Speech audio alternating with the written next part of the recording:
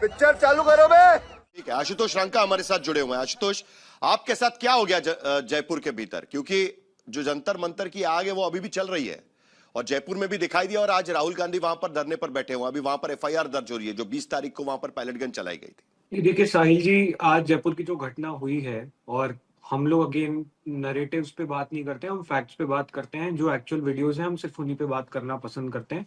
बाकी जिसको जो बोलना है वो बोल सकते हैं। नरेटिव तो पिछले 12 साल से इस देश में फैल ही रहे। सारे वीडियोस ऑन रिकॉर्ड हैं, सारे वीडियोस मेरे ट्विटर हैंडल पे हमने डाले हुए हैं। कौन लोग थे जिन्होंने मारपीट की, उनके वीडियोस, उनके फोटोज, उनका भाजपा से क्या लिंक है, वो सब कुछ मैंने अपने ट्विटर हैंडल से अभी रिलीज किया है।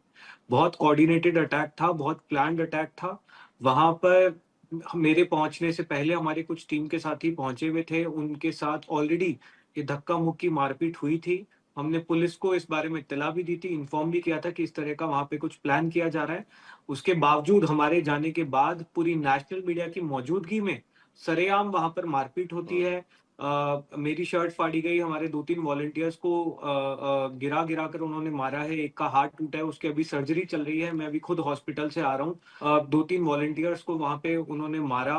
ट्यूब में, टायर के ट्यूब में ये लोग पत्थर डाल के तैयार थे, और जिस तरह के पत्थर इन्होंने आज फेंके हैं, जो हमारी गाड़ियों के शीशे, मेरी खुद की गाड़ी का शीशा भी टूटा है, उसमें वो ईंट अभी भी रखी हुई है।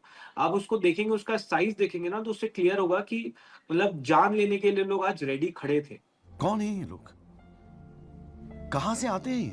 और इसमें से सिर्फ 2 या 3 लोग वहां के लोकल बीजेपी के गांव वाले थे, उसके अलावा सारे लोग बाहर से बुलाए गए थे। वहां के जो लोकल गुड्डे हैं, जो वहां पे जमीन कब्जाने का काम करते हैं, वो लोग वहां पर मौजूद थे। और बहुत शर्म की बात है कि एक ऐसा स्कूल जो भैंसों के तबेले में चल रहा है, जिसे मैं खुद 1 साल पहले विजिट करके आया हूं, मैंने वो वीडियो भी डाला।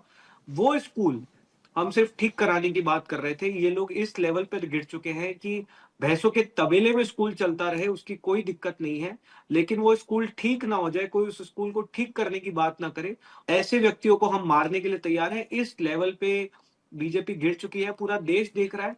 हम तो इस तरह के अटैक से ना पहले डरे थे, ना आगे डरेंगे। हम स्कूल विजिट जारी रखेंगे, जिसको जो करना है कर ले, हम पीछे हटने वाले नहीं हैं। शिवम त्यागी, आपने सुना आशुतोष रंका बहुत गंभीर आरोप लगा रहे हैं। यहां पर तो वो उस स्कूल के विजिट के लिए गए थे, उनका यह कहना है कि आपके पार्टी के कार्यकर्ताओं ने वहां पर उन पर हमला किया है, और ये दौर पूरे देश भर में चल रहा है, अलग अलग राज्यों में। मैं एक चीज कहना चाहता हूं, सबसे पहले तो ये बीजेपी के गुंडे हैं, ये इसके गुंडे हैं, ये उसके गुंडे हैं, ये कृपया करके ये लाइन करना बंद कर दीजिए। आप अगर किसी गांव में जाएंगे, वहां पर बैठे हुए लोगों के साथ जो है हंगामा क्रिएट करेंगे, अपमानजनक भाषा का इस्तेमाल करेंगे, बदतमीजियां करेंगे, तो माफ कीजिए, जो आपस में जो जिस तरीके से ये बहस हुई, लड़ाई हुई, जो चीजें हुई, ये कहीं ना कहीं नहीं होनी चाहिए। कंट्रोल उदय। दूसरी एक और भी बात है, मैं अगर कहीं पर किसी विषय पर जा रहा हूं और मुझे लगता है कि ऐसी कोई स्थिति बनी है, तो जाहिर है कि इन्होंने कोई थाने में जाकर, पुलिस स्टेशन में जाकर कोई तहरीर दी होगी, कोई दिक्कत कही होगी, कोई बात बताई होगी। शिवम के तबेले में स्कूल चल रही थी, किसी भी विषय को लेकर जाता है और उसको ऐसा लगता है भैंस के तबेले में स्कूल चल रही थी, 12 लाख रुपए ऑलरेडी। आशुतोष रंका जी राजस्थान के जयपुर जिले के बगरू क्षेत्र में रामपुरा कंवरपुरा गांव में गए। जिस स्कूल के लिए बात कर रहे हैं, उस स्कूल के लिए ऑलरेडी 12 लाख रुपया सैंक्शन हो चुका है। राजस्थान में गांव वाले कह रहे थे कि हमारे लोगों को आपका ये कहना है, नहीं आपका ये कहना, शिवम त्यागी आपका ये कहना है, अगर मैं समझ रहा हूं तो आपका ये कहना है कि गांव वाले वहां पर कह रहे थे कि हमारे स्कूल, हमारे गांव में भले भैंस के तबेले में स्कूल चल जाएगा, लेकिन बाहर के लोग आके यहां पर ये नहीं कह सकते कि भाई ये इस तरीके से स्कूल नहीं चल सकता। यही है ना बेसिकली, ये लॉजिक जाता है उस पे। हालांकि उनका कहना है कि वहां पर जो कार्यकर्ता है उसमें बीजेपी के कार्यकर्ता। बिल्कुल साहिल जोशी जी ने जो कहा वो बिल्कुल उनके शब्द हैं, ना ही मैंने ऐसा कहा और ना ही वहां के गांव वालों ने। मैं पूछ रहा हूं, गांव वालों ने ये मतलब नहीं है ना, गांव वालों लोग आए थे जब वो यहां पर माहौल, मैं बता रहा हूं, तो मैं वीडियो भी सुनाया आपको और अब बता भी रहा हूं। उन्होंने कहा कि 200-250 लोग यहां पर आए थे, वहां पर गांव के लोग पहले से ही मौजूद थे। उनके साथ जब आपस में बातचीत हुई, आर्ग्यूमेंट हीटेड हुआ, हमने कहा वापस चले जाइए, नहीं गए। जवाब दीजिए। बात को लेकर दोनों पक्षों में खींचातानी हुई, रस्साकशी हुई। रुक, तेरे को बताते तेरी माँ की अभी मजा आएगा ना भिड़ो। ये भाई साहब जो कह रहे हैं, सबने वो वीडियो देखा है कि हमारे 200-250 लोग थे कि कितने लोग थे। और दूसरी बात ये कह रहे हैं कि वो गांव वाले, तो मैं इनसे पूछना चाहता हूँ, गांवों में कौन रहता है? किसान मजदूर गरीब आदमी रहता है। कौन किसान मजदूर गरीब आदमी चाहेगा कि उसके बच्चे तबेलों में पढ़े?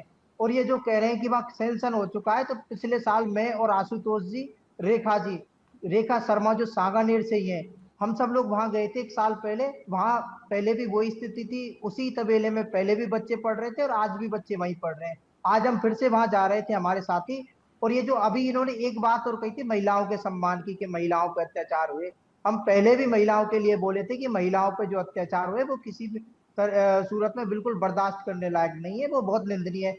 आज भी सेम ऐसे ही हुआ, जब बीजेपी के कुछ गुंडे हमारे इन युवा साथियों को रोकने के लिए पहुंचे तो उन्होंने महिलाओं के साथ बदतमीजी की। रेखा शर्मा जो सीजेपी की वॉलेंटियर है, उनके भी कंधे में चोट आई है, उनके साथ भी धक्का मुक्की की।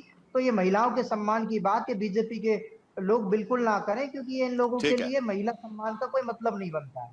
तुम चुल्लू भर पानी में जाके डूब के मर जाओ। गुरदीप सप्पल, आखिरकार ये अब जुडिशियल कमेटी जो बनाई गई है सुप्रीम कोर्ट के तरफ से, उसी पर अब सवाल खड़े हो रहे हैं। राहुल गांधी आज क्यों गए थाने? क्योंकि साहिल जिनको पैलेट गन से चोटें लगी, उनकी आंख चली गई, वो दर दर धक्के खा रहे थे पिछले कई दिन से कि उनकी एफआईआर रजिस्टर हो जाए, और कोई उन पे ध्यान नहीं दे रहा था, उनकी एप्लीकेशन ले नहीं रहा था, इसलिए राहुल गांधी गए। आज बीजेपी बोल रही है कि कांग्रेस की अराजकता है। आप मुझे बताइए कि अराजकता क्या होती है? अराजकता होती है कि आप देश के कानून को नहीं माने। देश के कानून के तहत ये राइट है, ये अधिकार है कि अगर कोई विक्टिम है उसकी एफआईआर रजिस्टर होनी चाहिए। बीजेपी के नेता, खुद मोदी, खुद अमित शाह सब जगह कहते आए हमने 0 एफआईआर की व्यवस्था कर दी, देश में कहीं से भी कोई भी व्यक्ति एफआईआर ऑनलाइन कर सकता है।